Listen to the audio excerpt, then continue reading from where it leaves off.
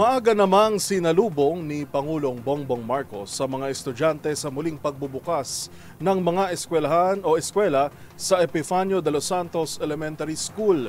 Nakipagpulong din ang Pangulo sa mga opisyal ng DepEd kaugnay ng mga pangangailangan ng mga pampublikong paaralan sa bansa.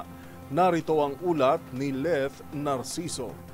Binisita ni Pangulong Ferdinand Marcos Jr. ang Epifanio de los Santos Elementary School sa Malate, Maynila ngayong unang araw ng pasukan. Nag-ala teacher ang Pangulo sa isang section ng grade 1. Hawak ang flashcards, ipinabasa niya sa mga bata ang nakasulat na mga salitang Tagalog. Sa pamagitan naman ng Zoom, nakausap rin ni Pangulong Marcos sa mga regional director ng Department of Education, ilan pang teachers at mga estudyante sa iba't ibang rehiyon. Inalam ng Pangulo ang kondisyon at mga pangangailangan pa sa mga pampublikong paaralan.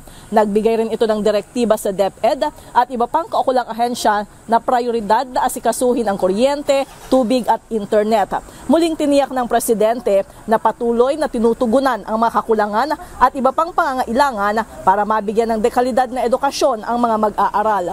Kung ano pa ang inyong nakikita na pwedeng pagandahin pa, sabihan nyo kami, sabihan ninyo ang DepEd na representative ninyo kahit sa LGU hanggang sa region para malaman namin mga superintendent ninyo ay ibigay ninyo kung ano man ang sa inyong palagay ay maaari namin panggawin para maging mas magandang takbo.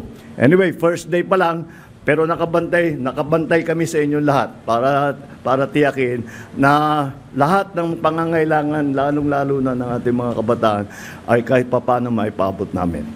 Para sa MBC TV Network News, ito si Leth Narciso, una sa Pilipinas, una sa Pilipino.